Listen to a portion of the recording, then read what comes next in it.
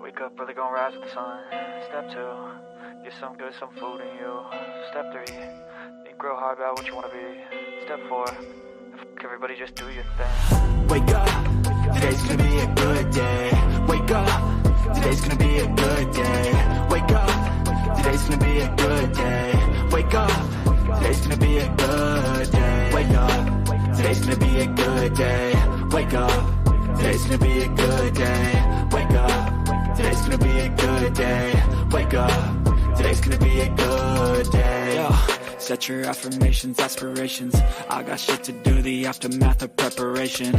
Good food, good mood, blood in circulation. One step at a time, yeah, that's how you make it. Set a goal you control and the steps you take them. I try to pick one thought, have some concentration. And if I make a mistake, it's called education. I try to do this every day, call it replication. Wake up, today's gonna be a good day. Wake up, today's gonna be a good day. Wake up, today's gonna be a good day. Wake up, today's gonna be a good day. Wake up, today's gonna be a good day. Wake up, today's gonna be a good day. Wake up, today's gonna be a good day. Wake up, today's gonna be a good day. So life ain't easy, yo, I think there's a reason though. Ups and downs, just like every different season, yo. Sometimes I'm high, other times I'm barely breathing, though. I always gotta fight and hide from the demons, yo.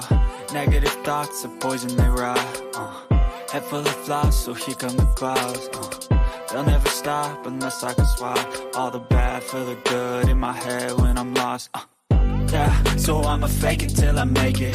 Positive thoughts are overtaken, I got patience. One day at a time is how you operate a cadence. A flow, you grow, you show yourself a foundation. Stay away from all the shit that causes temptation. I know that I like to do it cause of sensation. I live my life in my head like a narration. Don't expect greatness, do my best, man, I'll take it. Wake up, today's gonna be a good day. Wake up, today's gonna be a good day. Wake up, today's gonna be a good day. Wake up, today's gonna be a good day. Wake up, today's gonna be a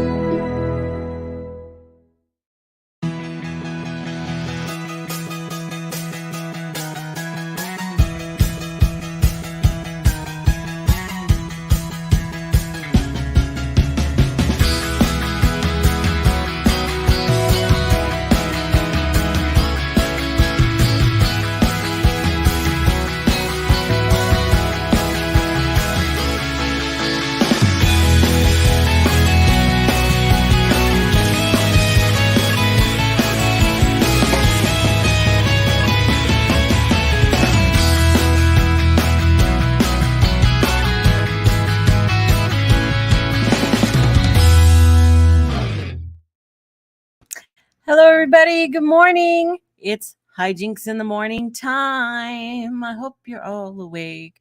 It looks like it's taking some people some time to wake up this morning. We usually have like twice as many people here. So summer break has definitely hit. People are sleeping in. What, do I have to change my time now? Later, even? It was hard for me to get up. Good thing I put an alarm on. Otherwise, I would have slept right through the show this morning. But no, I'm here and we're going to put a little chit chat on. And I have my coffee here ready to go. I don't have my great big cup. I used it yesterday. It's dirty. So, but good morning, everybody. Good to see you. I see Cindy and Joe and Joe Dryden, of course. And I did see Joe Bigfoot Atheist. Yes, he is here. Jen, good morning, Jen and Sandra. It's good to see everybody. And I am without my Enzo today. So I'm having Enzo withdrawals a little bit, but I'm sure he is it's got to be close to getting to Albuquerque today sometime, where he is his midway point while he's on his way to California for his desert aliens in the desert thing or whatever it is he's doing out there. But I'm sure he'll have a lot of fun and that's his thing. So I wish him the safe travels, my friend, all the way to your journey. But I did get somebody this morning who wanted to come on. So we're going to go ahead and bring on my co-host. No, my special guest, my person taking the seat next to me. I don't know. What do you want to say? Let's go ahead and bring him on.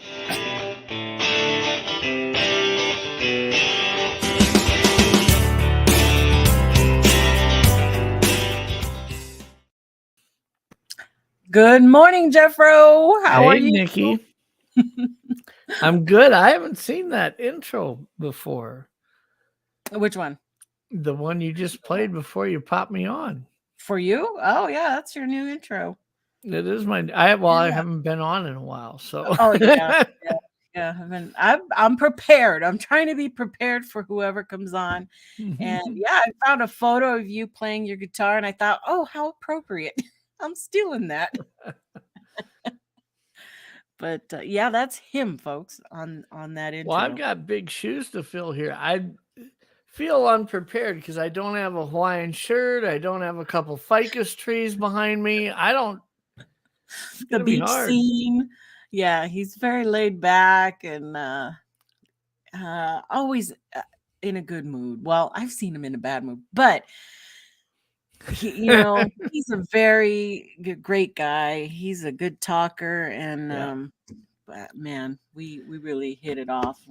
So, but he's on his way to California, so driving all the way from Kansas to outside of near Palm Springs, I think, Indio, somewhere. I can't remember now, but you should have a good time. Anyway, so I think Joe is here. Is Joe in the chat? Because I wanted to show him something. Joe Schneider? Yeah, Joe Schneider. He was in the chat. Then he said he had to quick make breakfast. He'd be right back. And I don't know if he's back yet. Well, we'll wait. Joseph, when you get back, let me know you're back so I can show you something. Anyway, today we're going to finish off some pictures that Enzo and I had started last week. We only got through half of them, and I thought, we could finish them up today. And also something that I came across on somebody else's, I think it was Daniel's page, where he was showing a deer and this incredible sound it was making. And I know it's probably making its rounds throughout the Bigfoot groups and everything, but I just have to show it here. I was going to show it on my Sunday show, but I usually have too much stuff going, so it's better to show this here and the amazing sound that this thing makes. It's no wonder people can misconstrue that this isn't a monster out there. So I'm going to play that for y'all. Get ready for this.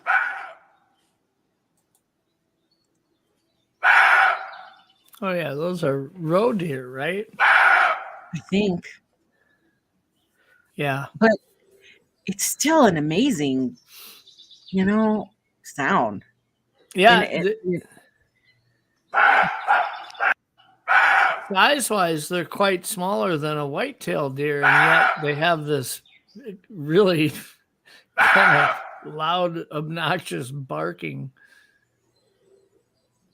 And I'm certain that all the deer have some sort of bark. They have some sort of, similar.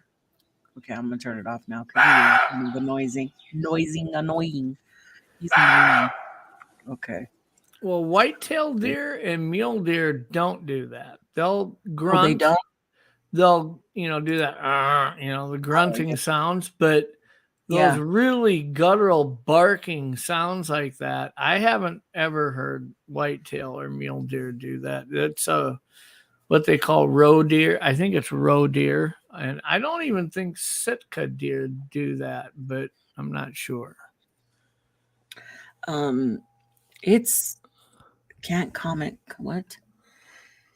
Can't post comments to some destinations. Why is it saying that?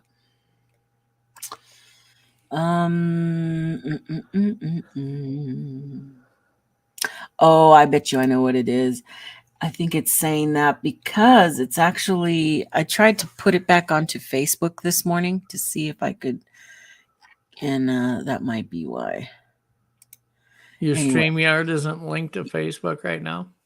Well, no, it is, but I think it's because some people, you know how you have to give permissions? Mm-hmm. I think they're don't have permission to do that. Otherwise, I don't know why that would come up. I generally don't look, I'm all blurry again. I generally don't put Facebook on because I've had issues in the past with that. And Joe is back. Is he back? He says, yep. Oh, let me just put it up.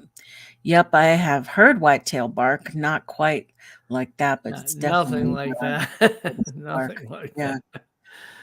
But it just made me think of, wow, what other things? Like I've heard chipmunks making a popping sound.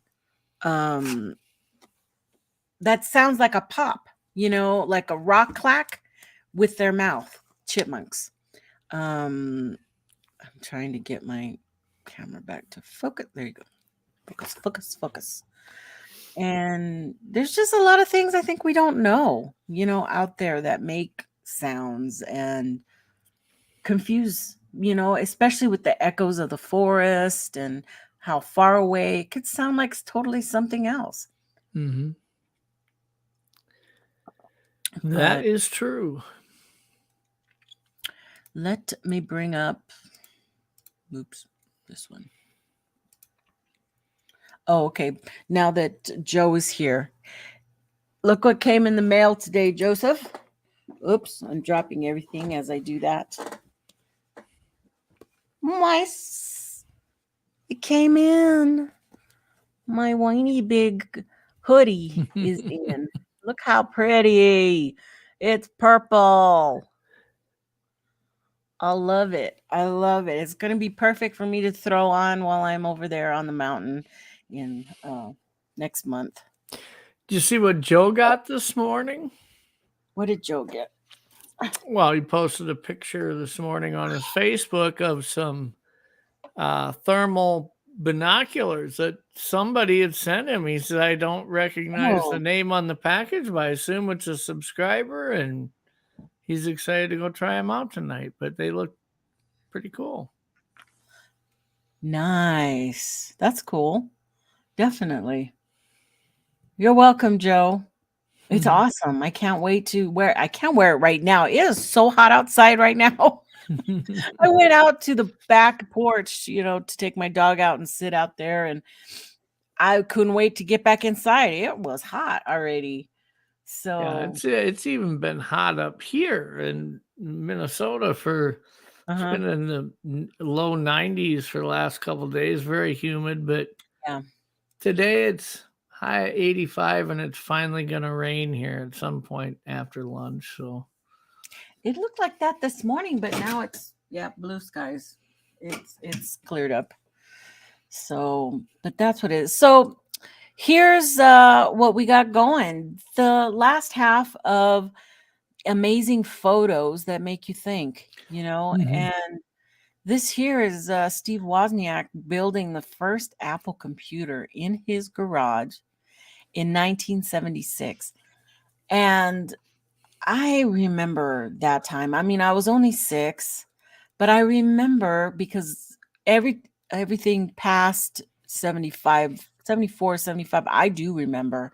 We lived in Phoenix. We moved up to Flagstaff, and my memory's quite well after that of things that had happened. So I remember that era, and I remember the simpleness, and this is crazy. Look at that box in front of him. Look at the size of the box versus the size of the screen. Yeah, this is so crazy. What picture does he have hanging there? Who is that? I can't tell. I wonder if I can tell from this other. Oh, is that Fleetwood Mac? Oh, it is. I think it's Might be, Fleetwood Mac. yeah. I think it's Fleetwood Mac. I already have Yeah. it blown up pretty big on this end over here, but just so crazy, messy. I don't know. Look at that skateboard. I used to have a skateboard like that. Yep. I totally did. He's got all the cement blocks stacked up there in case this thing doesn't work. He's just gonna throw one at it. Yeah. You know, I don't know. That's just, I don't know, crazy that something came out of that, you know. It's amazing that I remember when I was a kid, my dad worked for the phone company was a technical person with the phone company, and he was all into electronic stuff. And I remember when I was really little, like in 3rd grade, he had ordered a kit for a TV, like a 28-inch TV that came every little tiny little circuit breaker, every little diode. You got it all in the kit and sat there and soldered it all together and built a TV. And it like over a month, he worked on this thing every night, got it all done. And he was standing there with the remote control, getting ready to turn it on. And I remember thinking, I was like 3rd grade. I'm thinking, what if this damn thing doesn't work, man? He's going to lose his shit right now. Oh my gosh. But it worked. Yeah, I remember my first computer in the 80s. Probably 87, I think. Yeah. Because 87 or 88, because I remember still doing my reports for high school on a typewriter. We had, I think it was 86 or 87 when we got one. I don't remember what they cost. I do remember the first game on it was that wagon, whatever, where you take the covered wagon or whatever. Yeah. But that was about the only game I think that I would play. Yeah. I remember it being so neat that, you know, I could type and then just back out and fix my mistakes instead of having to use the typewriter and the correcto type or putting the little paper in there and typing back on it. And I don't know if you guys remember all that, but it was so much nicer to be able to fix my mistakes. But printing now, for those who don't, I'm sure you guys, everybody here is going to remember, but printing was, you had to have that roll and feed the little dots on the little sidelines, you know, and make sure everything was lined up. Yeah. And you tore off perforated sections, perforated sides off. I remember all of that. And when that sucker got stuck in your printer, you were like, fuck. Just jam the heck in there. Oh my goodness. But, you know, you had it all typed out and good to go. Yeah, I can't even remember very well what we really used that computer for. I mean, it was a novelty really more than anything. Yeah, you know? It was the newest thing, right? But, I mean, there wasn't a lot of resources to do on it. I mean, you had a very scaled down archaic version of Word. You had a calculator, things like that, but it was, you know, it was the mid 90s before AOL and You've Got Mail and kind of all that really rolled into that equation. Right. So, right. I know. And I can remember you're saying the first game, but I also remember having that little floppy disk and having where in the heck is Carmen? What was it? Carmen? Oh my gosh, it was a game. Who remembers the Carmen? Where in the world is Carmen something? And playing that game on there. And now I can't think what the name is. I'm sure somebody will come up with it in the chat. But amazing. We've come a long ways, I feel. I mean, look, now we all have computers in our hands. So yeah. What are we gonna do? Okay, let's move on. The next we have is athlete Jesse Owens arrives at London Waterloo train station.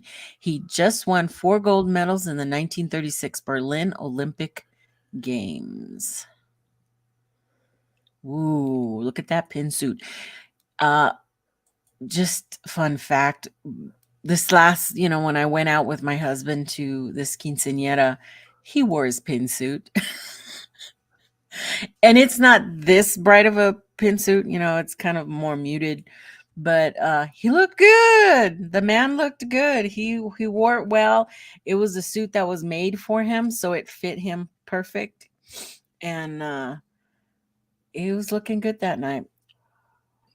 They kind of made a comeback in like from 97 to like 2002, 2003. Yeah. I worked at, I was the GM at a Audi Volkswagen dealership, and the high-end car dealerships, those salesmen were always wearing pretty fashionable suits at that time. Nothing was fitted like it is now. Everything was a little bit baggy. Yeah. But I remember the prominent pinstripes being back in the late 90s, early 2000s. Yeah. Yeah. But nice. At least they're looking at him like they respect him a little bit, Yeah. It was a different time back then. But it looks like they're happy to see him, so that's good. Well, and he's the kind of guy that looks like he was built well enough to whoop the crap out of you if you didn't look at him. Yes, he does. He does look like that, indeed. So what does it say here? Jesse Owens was a true hero. Not only did his African-American athlete win 4 gold medals at the 1936 Olympics in Berlin, but he did that right in front of Hitler's face, stomping all over the Nazi leaders' Aryan supremacists' view while the entire world could see. The picture was taken the day after the events took place, and it shows a static and proud Owens as he arrives in London. So that's what he's got going there. The next one, Mark David Chapman had John Lennon sign a copy of Double Fantasy a few hours before assassinating him in 1980. Wow.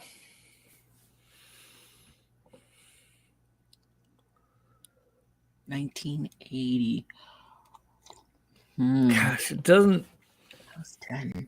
I gotta get. I'm thinking. It seems like it was like.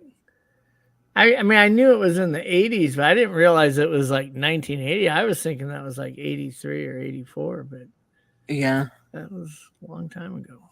It was a long time ago. His son did a lot of things too, and I haven't heard anything. I don't think, did he make it a career or not? Yeah, I don't know. Julian Lennon? Yeah, I don't know. He was big there for a little bit. But kind of a one album wonder. Yeah. A man escaping flooding after Hurricane Katrina in New Orleans in 2005. That was a horrible thing. Was this the one where they're all stuck inside that dome and the stadium? Yeah. Oops. Yeah, that was there's an awful lot of looting and stuff going on in that, but in that particular hurricane, but it was very unique geographically how people were kind of locked into that area. It wasn't easy to get out of that area. And because a lot of them couldn't get out of that area, you better figure out a way to feed your family and, find fresh water and things like that. And I think it kind of led a lot of people into doing some unethical things, but for sure. It says it was one of the most destructive hurricanes in the country's history, taking the life of 1,800 people and more than 100,000 family homes. The man in the picture was soon rescued by the U.S. Coast Guard. Yep. It's amazing that they reconstruct and move on and in that area all the time. You know, the New Orleans area, they just keep rebuilding. It's, you know, we're gonna flood. It's okay. We're gonna rebuild the levees. You know, patch the holes. We'll be okay. You know, when you look at like the Gulf Coast in certain areas, like in Alabama and stuff, you see a lot more homes that are on stilts. They're kind of built for that rising water type situations. And you'd think everything would be on stilts in New Orleans. But that is a place I'd love to go, though. I've never been to New Orleans. I think it would be fun to visit there. I haven't either. I think I'd like to go once just to say I went, you know? Yeah. Well, I'm big into the cuisine. I mean, to me, that's part of the tourism of a place. And what defines it is the people, the sites, but the food. I want to, you know, a lot of places are known for unique food. And when you get into that Creole, you know, just to go to New Orleans and have a shrimp po' boy, you know, or something, it's be kind of neat. Get one of those fresh beignets from that famous place. Yeah, I hear you. I know. For sure. My mom said it was amazing when they went. Joe says he's been there 3 times. He says, watch your wallet. It's crazy. I'm sure. Shoot, now they have those things that they just have to get next to you and it swipes your information. You know, that's just insane. They don't even have to pickpocket you anymore. Next is special effects artists inside a half velociraptor suit on the Jurassic Park 3 movie set in 2000. I gotta smaller. Hold on, so you can see it better. There we go. That's funny. It looks really.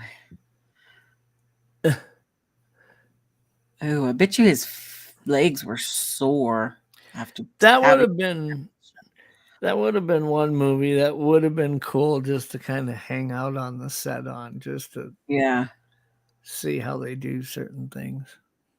Look at that. That's quite the thing. So that's attached right to the thing behind it. Correct? It's not. He's not standing. He's being held up there. He's got to be. He must be.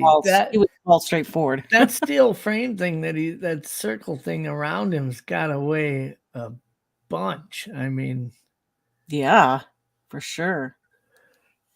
But dang, what does that say on the bottom? Released in 2001, Jurassic Park 3 is the final film in the successful original Jurassic Park trilogy. During the shooting on the film, half velociraptor suits were used in close-up shots of the dinosaur legs when running or walking. Oh, so when they didn't show the whole thing, you know, they were just, you see the legs coming, you know, that's pretty cool. And that famous nail that would bounce up and down. You know? Yeah. Well, that must be what that cart is for, is that, you know, if he's going to be running, let's say at 10 to 15 miles an hour in that thing, that cart's got to be moving with him. Yeah. Oh, otherwise, you could just tell he's running in place. So, Yep. And that was what, 2001. So, wow. Original Starbucks logo. They would just CGI everything now. They wouldn't even bother building a mechanical suit. Right? Look at that logo, 1971. A mermaid with 2 tails. And boobs. Yep. Coffee, tea, spices. I've never seen that one before, I don't think. And the one now has changed slightly over time. But wow. Starbucks. What does it say? Starbucks' original logo was designed by Terry Heckler in 1971. I didn't know it was that old. I didn't know Starbucks has been around that long. Yeah, I would think that where it originated in that, regionally, it probably was there for quite some time while they built the right template, built the right, business model before they franchised it. But do you go to Starbucks much or? Yeah, unfortunately.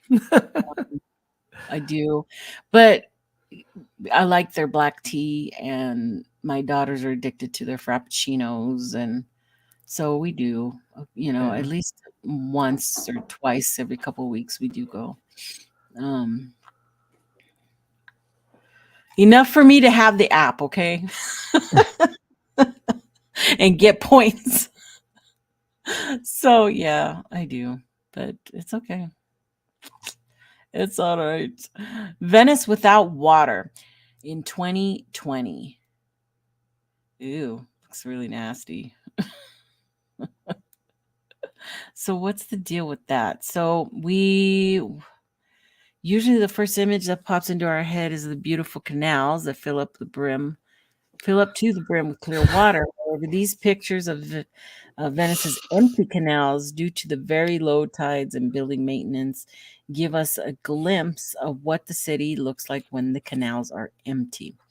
So they have the ability to shut off the canals to drain certain parts. That's what it is. They must have. It's interesting.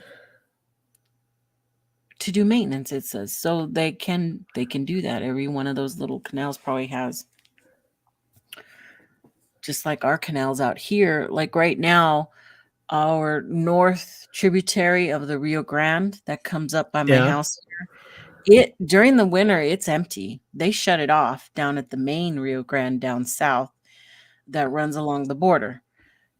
They shut it off, so we don't have that water running. But come, it's been 3 weeks now, they opened it, and now there's water running through this Rio Grande up here. And that's what gives water to all the crops, because I live in the little outside area of El Paso where it's actually green over here. So they're just controlling the flow with floodgates, and then they can divert it where they want to divert it. Yeah, it goes to the pecan ranch and all the cotton fields, because we have a lot of cotton fields and pecan orchards around here. So used to be a big area for green chili, but that's kind of moved a little bit north up in Hatch and that area. Famous green chili up there. So I bet you that stinks, dude. When they empty that out, it's got to be rank. I mean, there's got to be some sludgy stuff in the bottom of it that just settles, from the water flow. Yeah. Well, I do know that many of those structures are sinking, right? They're saying some of them are sinking and they flood regularly. But I don't know.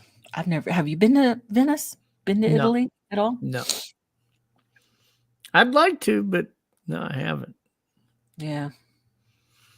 Travel isn't. I used to be very excited because I knew I could travel anywhere I wanted to. But now, after COVID, after all the, special things you have to do and make sure, I don't know, it's not as exciting as it used to be for me. Anyway. I'd be the idiot in one of those little gondolas on the canal trying to fish out of it, Oh, gosh. There's no fish here. There's no fish. Just people throwing pennies and money, probably. I bet you that has all kinds of coins down here. I bet that's At least where there's bridges like that, there's probably full of them. For sure. And it's so classic. You know what? If I want to do that, I go to Vegas and I'll get on the on the gondola ride there at the Venetian. It's great. It's Have you ever seen the video channels of these people that do the magnet fishing? yes, I I have. mean, if some of those go in the UK to really old historic places like that, and they'll throw those magnets out on ropes and pull it in, and they bring in like bayonets and old swords, and I mean, Right. just some really old stuff. I love it when they bring up those old bikes, the Yeah. old frames, and you Mhm. can tell right away that's those old classic bikes, Yeah. Just they're almost eaten up already, but they're pulling up. It's kind of exciting. But when they find the guns and then have to involve the cops and Yeah. turn them in, you're like, ooh, if that's what if that's a weapon that was used for some, kill somebody, or you just don't know. But now we're looking at Charles Chaplin out of costume playing with his tramp doll in 1918. He was skinny. Look at him. Yeah, he I mean, it's hard to tell from the picture when there's really nothing else for reference, but he doesn't look like he's really that tall or anything. He looks pretty petite. Small. Yeah, small, petite dude. Yeah, for sure. But that's a cute doll. That would be worth some money if somebody, I wonder where that doll is right now. Somebody's special collection Gotta be in a museum or in a somewhere. museum. Wow. Run into that in somebody's attic. Garage sale. Yeah. You'd be $2. like, sure, I'll take it off your hands. It's somewhere. It is somewhere, folks. Somebody's got it. Born in 1889, Charles Spencer Chaplin rose to fame in the era of silent film. Chaplin is considered to be one of the film industry's most important figures of all time. He became a worldwide icon through his screen persona, the Tramp. Huh. That's amazing. I wonder what that doll would be worth. Yikes. For a big one collector? Of a kind? One of a kind? It could be one of a kind. I don't know. Just made special for his character, so I get a kick out of that show, Pawn Stars, out in Vegas when somebody will come in and they'll have a book or something. They'll look in and say, well, this is autographed. It's first edition. It's worth $25,000. Where'd you get it? And he's like, well, I bought it for $3 at a rummage sale. Yeah. That's where somebody would get that doll. You hope whoever has it knows what they have, but who knows? Who knows? There's a lot of people who don't know history. Mm-mm. So it could just be a little doll. Who knows? That they played with. Oh, I played with this as a child, and it's worth like $1 million, whatever.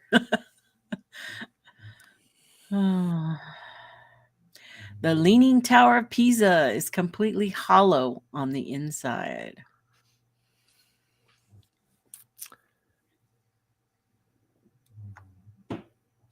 Wow. They must have some type of an elevator that goes up there. What's on the side there? I don't know. I don't think you can go up in it, right? I don't know, but that one tracked thing is going all the way to the top, it looks like. Yeah. On the inside there. So I don't know if that's something that people go up in it to clean. Who knows? Clean the windows up there. Huh. Despite what you might think when you look at it from the outside, the Leaning Tower of Pisa is completely empty on the inside. The entire structure is just a hollow cylinder from bottom to top. On the 8th floor, the tower has a massive opening that allows light to come in through it. Huh. 1, 2, 3, 4, 5, 6, 7. Oh, it must start way down there. Yeah, the 8th floor is the top one there. Nice. Frida Kahlo holds a sugar skull with her name on it in her hospital room in 1951. Whoa, she got a lot of rings on. Let me blow this. A lot of turquoise. A lot of turquoise and red. Her favorite. She has an amazing story. And I love the Frida movie. I like that one. If you guys get a chance to watch that, highly recommend it. It's a good story of her accident. She was in a bus accident and she broke her back and really hurt herself right after in her high school years, and went on to become a famous painter. Oh, Enzo just checked in. Okay, everyone, I'm off to the first conference of the day. Have a great weekend. Enzo, I miss you. We miss you, Enzo. I don't have a Hawaiian shirt. I don't have any ferns or palm trees in the background. Have a good time. Take pictures. I need more pictures of you. He's got like 2 photos I can use. Oh, good job. Okay. So, here is where it says she was in a serious bus accident in 1925 that left the incident left her with a broken spinal column, broken collarbone, broken ribs, and broken pelvis, and 11 fractures in her right leg. Wow. She would undergo 30 operations throughout her lifetime and painted some of her most famous pictures from her hospital bed, which she often did self-portraits. It was one of her things of doing self-portraits. Those would be pretty invasive surgeries back in 1925. Yes. Yeah. I mean, they would be breakthrough type deals because I don't think they really did them. I mean, 11 fractures, a lot of times back then, it was just brace it up, and what can grow back grows back, and what doesn't. There was no pinning the bones together, I suppose. And even if they did do something fairly significant like that, huge scars, you wouldn't be able to do it with such arthroscopic type incisions. Yeah, it would be major opening it up and getting in there. Wow. A mother comforts her son in Concord, Alabama, near his house, which was completely destroyed by a tornado in 2011. Every year this happens. And people find it, find that strength to move on and rebuild and clean up and start over again. Yeah, a couple days ago would have been the day that I got married 25 years ago. And about an hour from where we lived and got married was a little town back then that got completely wiped out. I mean, it was like 300-400 people. It was like 60 homes probably. Every one of them leveled. And it was an F5 tornado. And I remember being at that evening at the hotel. We were going to be flying out the next morning, but that evening I was at the hotel and I was on the volunteer fire department for the small suburb that we lived in. And my pager was going off nonstop, saying that there was a fire call. And my captain called and said, "Don't you come to this. You're going on your honeymoon. Don't worry about it." But yeah, Spencer, South Dakota. Uncle Bones remembers it. So every place we went on our honeymoon, we were on Martha's Vineyard. We were, all over the place, up in New Hampshire and Maine. Everywhere we'd go, people would say, "Where you from?" We're like, "We're from South Dakota." And they'd say, "Oh, are you from Spencer?" Because that was like on the national news. I'm like, Yeah. There's like 300 people that live in Spencer. No, we're not from Spencer, But yeah. But that was a huge, huge tornado that just leveled that whole town. Devastating. People walking on chairs during the Great Flood of Paris. Whoa. In 1910. Look at that. On chairs. Far, too. All the way over there. Let's say, I mean, that's, what, 6 inches deep? Yeah, it's not very deep. I mean... But they don't want to get wet. Must have really not, back then you had leather shoes, you get those wet, they're probably pretty much ruined, Yeah. They didn't have monk boots in 1910. Yeah. Great Flood of Paris was a catastrophe in which the Seine River, carrying winter rains from its tributaries, flooded the city of Paris, France. The Seine water level rose 8 meters above its original level. To be able to walk around the city, Parisians had to resort to all sorts of tricks, including arranging chairs next to each other and walking over them. So winter rains, it probably was incredibly cold, and you'd probably get hypothermia pretty fast if your feet got wet. Yeah. They all have jackets and, of course, hats. And I don't see any women. It's all men trying to get to work or trying to be men. Yeah. We got to get across these chairs, guys, to get to the bar. Oh, man. Paris, France from above. It really is a weird layout, for sure. Yeah. All to the center. Look at that. It's crazy. Triangles all over the place. How did that? It doesn't say symmetrical shape, which appreciated when looking from above. It says it underwent a huge renovation that included the demolition of medieval neighborhoods. Wow. And there's ley lines, right, that run through Paris? Yeah. So it makes you wonder how many, like, in a city like that, how many times were certain areas just completely rebuilt, Right. I mean, you've got way over 1,000 years of history. So to think that, once a whole area is like 200 years old, does it just get wiped out and restarted? Because I'm always intrigued by the excavation that happens in these areas. They'll be in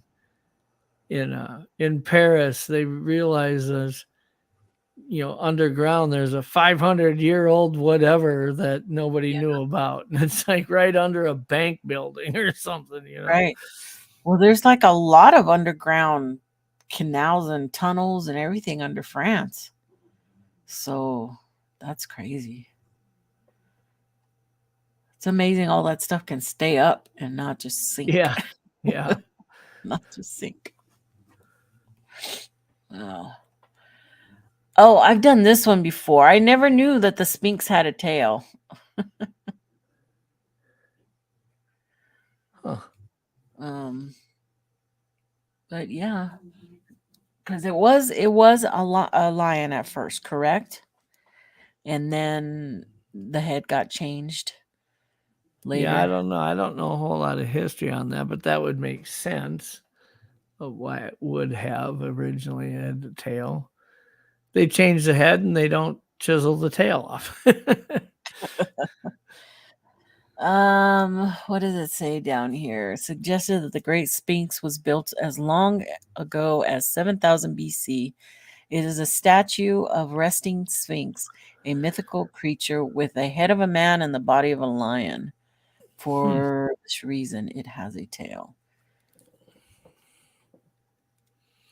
But I thought it originally had a head of a lion and then it was changed. But I don't know. I could be wrong. It was always the Sphinx. Joe says it was always the Sphinx. Okay. Now I'm going to have to go find where I read that. Christ the Redeemer statue being sculpted in Rio de Janeiro, circa 1926. Whoa, look at that scaffold. You don't realize how big that is till you see it with scaffolding all around it. Right. Look at that.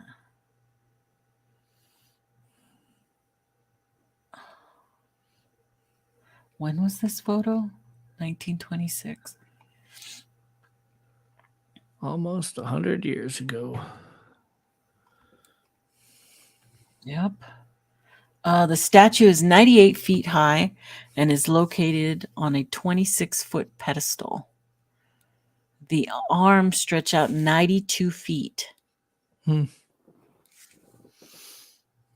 Wow. So it's almost as wide as it is tall. Yeah. Almost. That's pretty amazing that the arms just don't collapse from the weight. I know, right? Huh. But there's something about that design, you know, with the gown being wider mid-arm and how it kind of droops through the armpit area down into the body. So it's not like 90-degree angles that are highly stressed. It's actually got some interesting planning and design to the shape of it. I wonder how much maintenance stuff they have to do to that thing to keep it structurally sound. I don't know. It's pretty humid there. I mean, it's a jungle. So, interesting. The last U.S. helicopter out of Saigon, Vietnam, on a mission to evacuate the remaining at-risk Americans from the war in 1975. Well, I got news for you. Either that right there isn't the last helicopter, or we left some Americans behind. I was thinking there ain't no way all those guys are getting on that one helicopter. Yeah. Yep. I can see where it was the last day of flights, maybe. Yeah. I think that was a miswrote information. In an operation that lasted 19 hours. Okay, down here it says that the operation lasted 19 hours, but with 81 helicopters involved, over 1,000 Americans and over 5,000 Vietnamese were transported from Saigon. The mission was called Operation Frequent Wind, and it carried Major Keene and 10 Marine security guards. So it was more. 81 helicopters. That's a lot. Yeah. That's a lot. For evacuation, there's a lot of them. I mean, you're talking like there's probably 10 or 11 separate units of 6, 7, 8 helicopters that are always flying different missions. And if we're not flying combat missions at that point, we're just evacuating. They could probably all just key on this one effort, you know. But it's nice to see that we actually not only got our Americans out, but 5,000 Vietnamese who probably helped us. We just didn't leave their asses there to, you know. Right. I was talking about that in the chat last night on Mogs' show with the movie The Covenant. Afghanistan. Yeah, I saw that movie The Covenant. I mean, it was just there was like 1,200 interpreters in Afghanistan that worked for us with the understanding that we would give them and their families visas when we withdrew. And we took them all. And all 1,200 of them and all their families all died because we just left overnight and said, screw it. I mean, man, it's nice to see we, at least back then, took care of the promises we made. Yeah. But for sure. Passersby watches the Beatles walk down Abbey Road for their album cover in 1969. Oh, wow. That's cool. Imagine that photo, huh? That person saying, "Oh yeah, I saw them. They were out there taking photos, and I got me this one." You know, because back then you had to have a camera on you. You didn't just have your. Let's say a new version of this would be him staring at his phone with these four guys, the Beatles, over his shoulder. The selfie shot of them. Yeah. Wow. There's all kinds of what is it called? Conspiracy about how this was the time, at this time they replaced Paul, that Paul passed away and they replaced him with a somebody that looked like him. Have you heard that? I've heard that, but I don't think there's anything to it. No. But there's so many. I mean, there's probably a whole book wrote on urban legends and myths concerning the Beatles. You know, they were the most popular band for, a couple decades at first there, when they were kind of the innovators of all that. And it's like, can you imagine back then it wasn't like, let me get online and make sure this is true. All the things that could have been started, the hearsay that developed into myths and were wrote about and published in print and things like that. Yeah.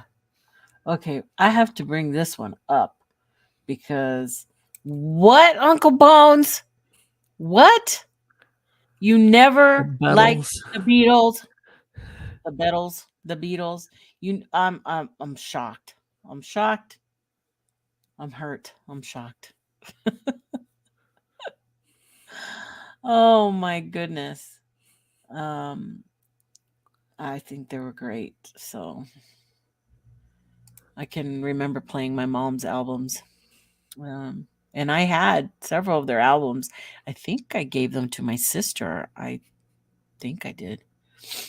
So it's interesting when you look at how their music progressed. I mean, if you were to listen to them when they were really young and starting, and you listen to some of their later stuff, but when they were still the Beatles, so to speak, really, a lot of it doesn't really sound really even the same. It's so crazy how they developed over such a long time.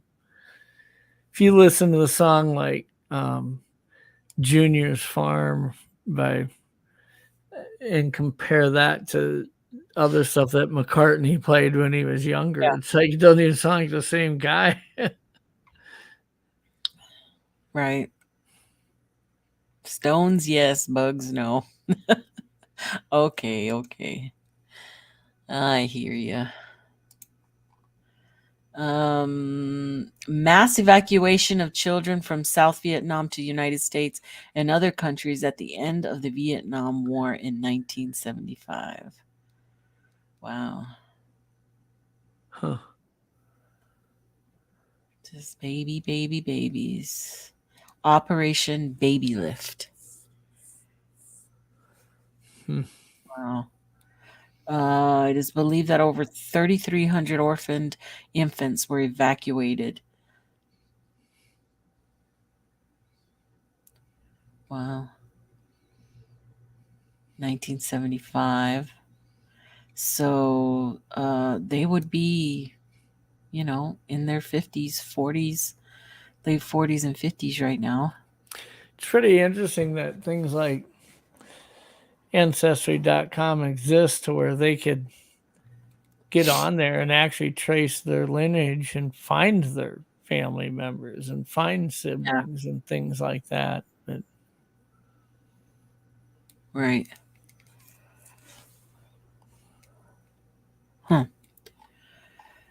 The Battle of Tarawa, as seen from the battlefield in 1943. Tarawa. I don't know if I'm saying that right. Huh.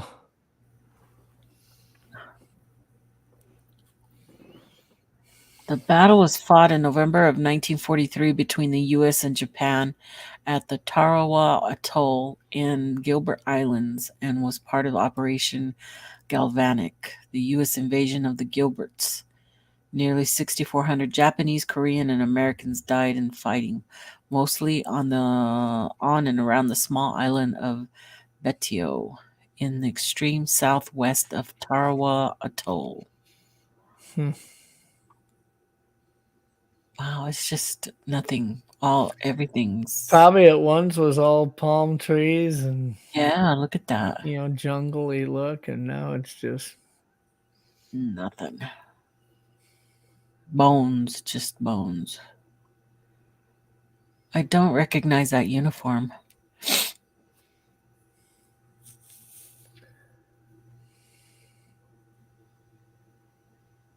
I didn't even. The Kent State shooting left 4 dead and 9 wounded at Kent State University. Students by the Ohio National Guard on May 4th, 1970 in Kent, Ohio. So the demonstration was against the increased involvement of the U.S. military in the Vietnam War. This tragic incident was significant because it was the first time that a student had been killed during an anti-war demonstration in American history. Yeah, it really is interesting that, back then demonstrations were really genuinely pretty peaceful. Right now you think, Kyle, when somebody tries to have a demonstration, they're lighting crap on fire, they're looting stuff. I mean, it doesn't matter what side of any issue you stand on. Most of these demonstrations get pretty stupid. But back then, they were usually pretty peaceful. It's amazing that the National Guard felt that they had to do something like that. But Right. somebody just rang my doorbell. I'm gonna go check that out real fast. Okay, we'll wait here. Take over. I'll be right back. back. We'll dial 911 if you don't come back in a minute or so. Okay, be right back. We'll see. Hopefully she's safe.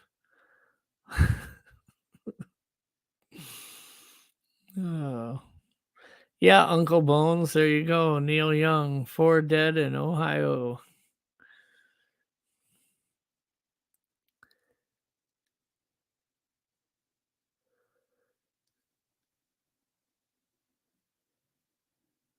Now look at that. Neil Armstrong's family watching him launch to the moon 1969.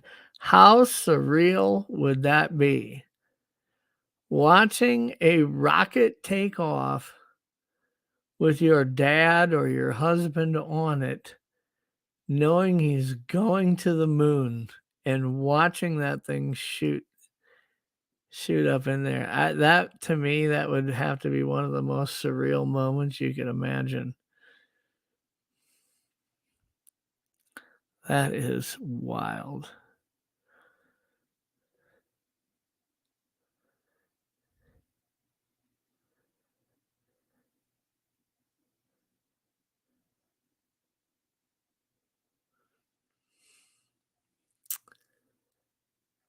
Just checking out chat and looking at this picture she left up. Yeah, that is really, that is so cool.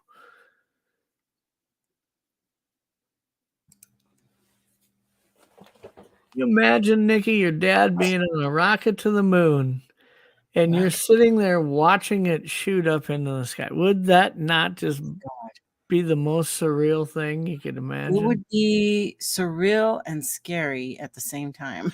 Yeah, the little kids there. Wow.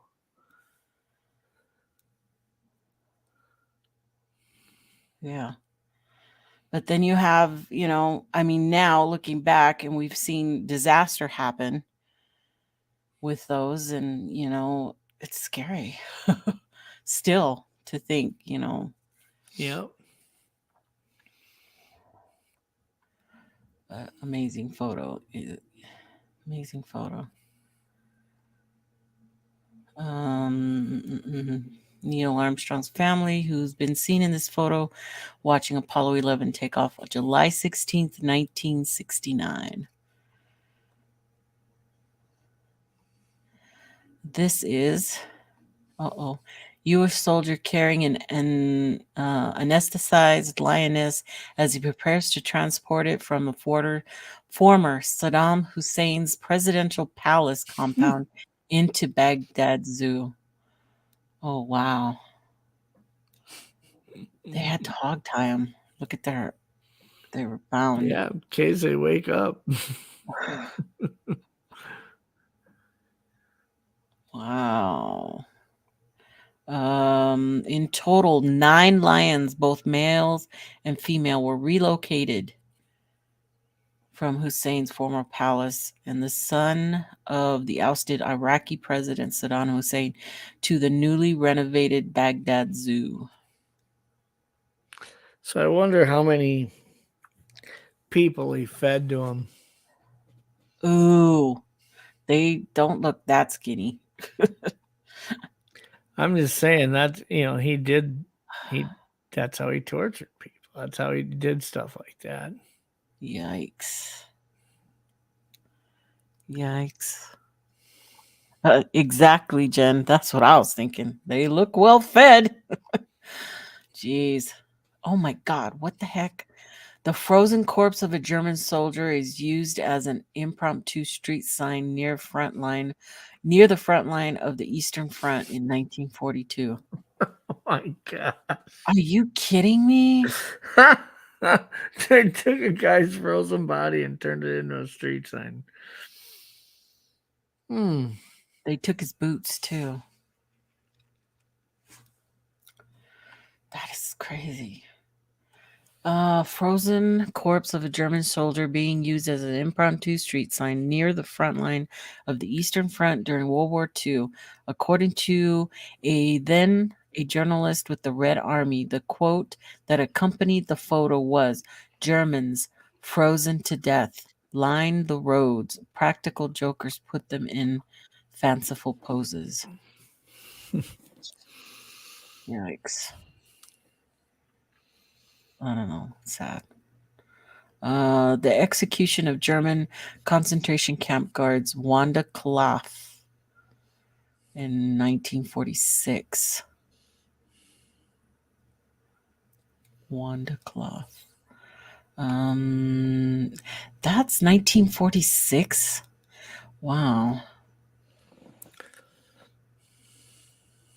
Executed for war crimes in 1946. She was 24 years old.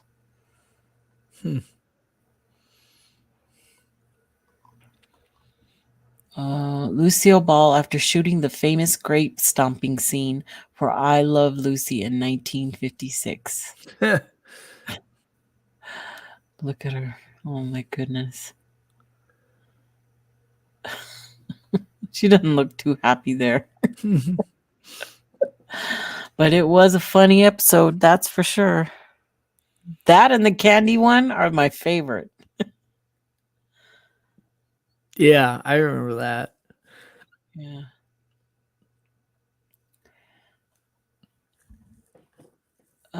This is the flyer announcing the exhibit of Joaquin Murrieta's head at the Stockton House, 1853.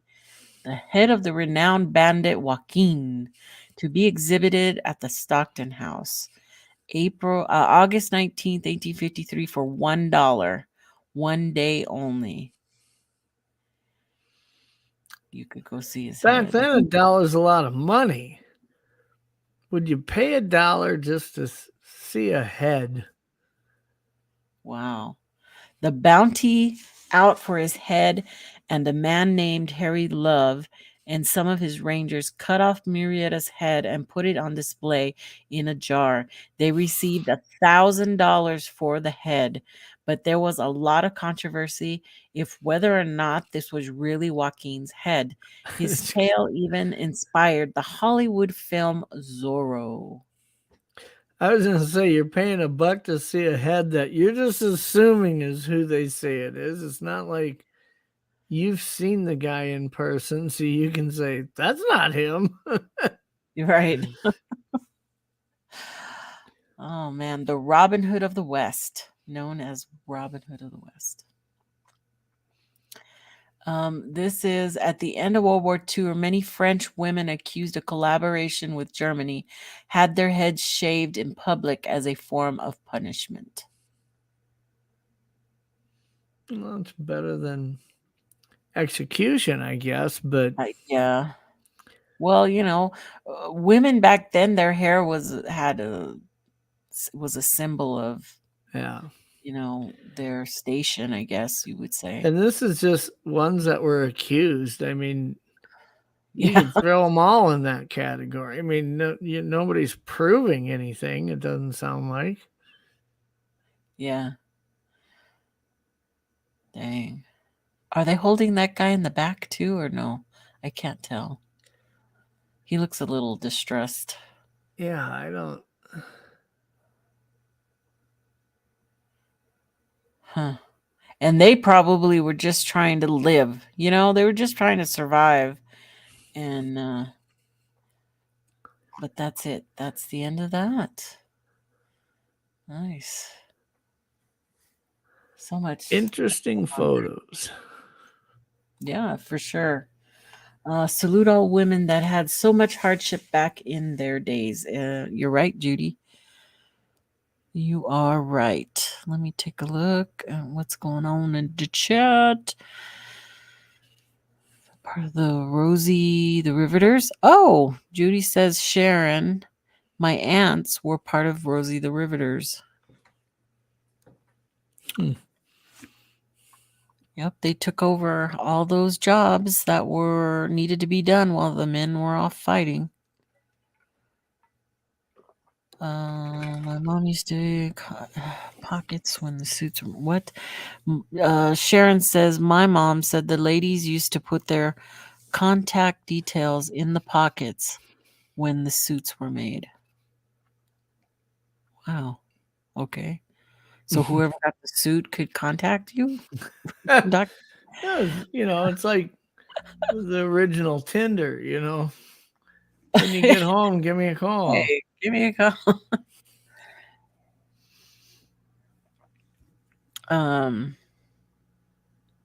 What Sharon said, I gotta look over here on this side. Where is it? Now I can't find it. Sharon said something. Contact details. Okay, I said that. Right here. What? My mom was one of the ladies that made the suits for the Beatles. Wow. Crazy. That's cool. That's interesting.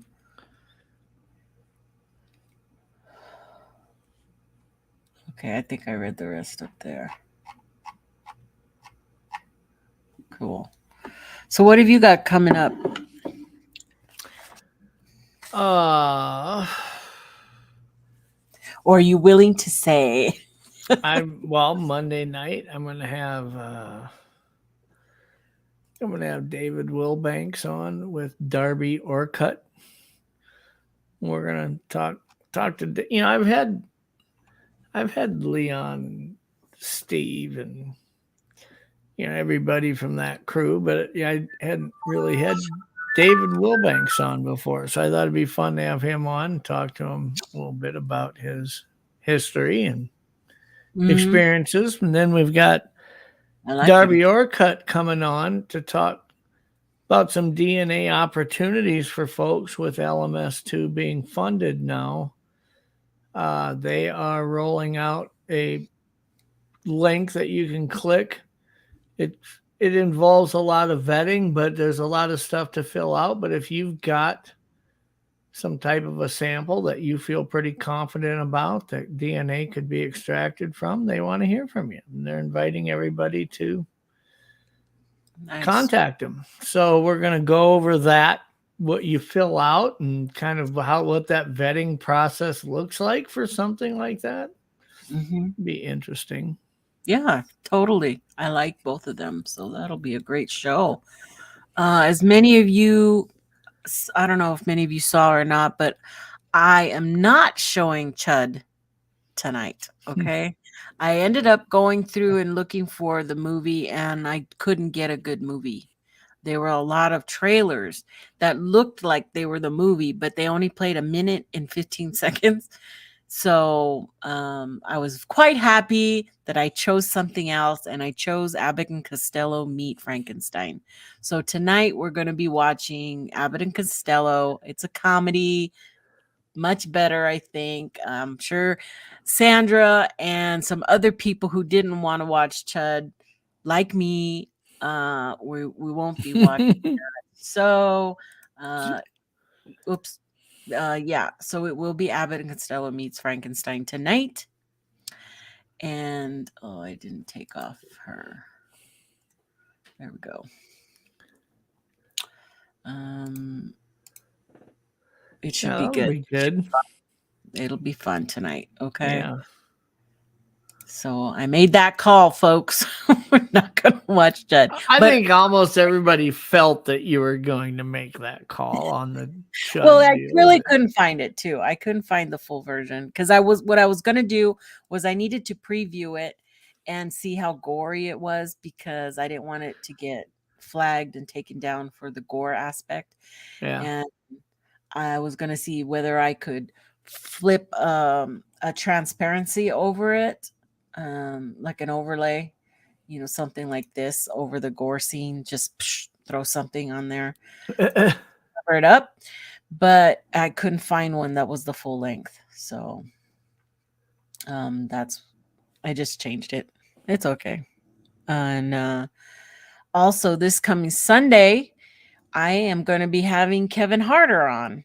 And we all saw him on Steve Cole's Squatch DTV talking about, the Ketchum stuff. And I had been talking to Kevin for quite some time, trying to read the Relic Homnon inquiry. And was still confused about some stuff. And I wanted to be educated enough to ask the right questions. And if not, at least to dumb it down for me a little bit is how I put it to Kevin. I go, I want to do the show and I want you to come on, but I want to do it different. I need it to be with more visuals, to explain some more things and to go through definitions. So that's what we're going to be doing this coming Sunday, is that we are going to be talking about the path to flesh and blood and how he thinks that can happen. So it should be interesting. It's been working on it all week. I started early, and that's what we're going to be talking about on Sunday. So it should be a good show for sure. In depth. A little bit more than what I normally do. It's kind of hard to read that sciencey stuff for me, because I can read it, but then it goes in here and out here, and it just doesn't stick for me. So, but it's interesting, and I know it's a means to an end, where my mind is more scientific, so, and I hope there's people out there who are interested too, but they need a little help with those definitions, and that's what. Yeah, that's one of the reasons why I had Darby on a year ago, was because I just felt like there was so much rhetoric when talking about DNA. I mean, people would say stuff not really understanding what they were saying, you know? Yeah. You can take water out of a creek and test everything that's taking a dump in it for 400 miles upstream. No, you can't. It doesn't work like that. Right. You know? Right. So it should be good. We're gonna do it.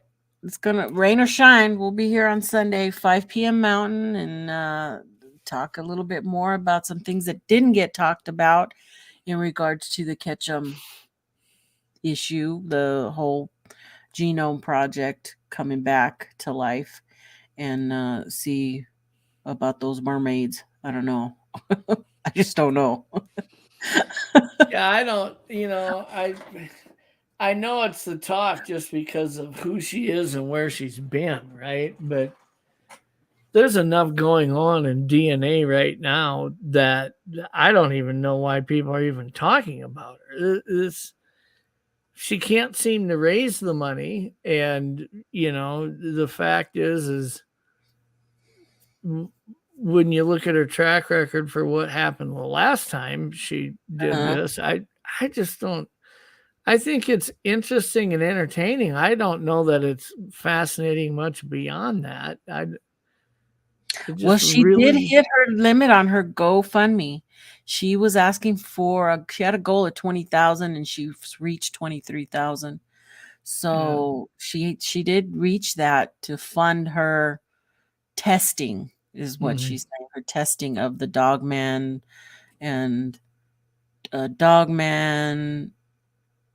mermaid, other thing, all those things. There's a whole list of stuff she wants to test for.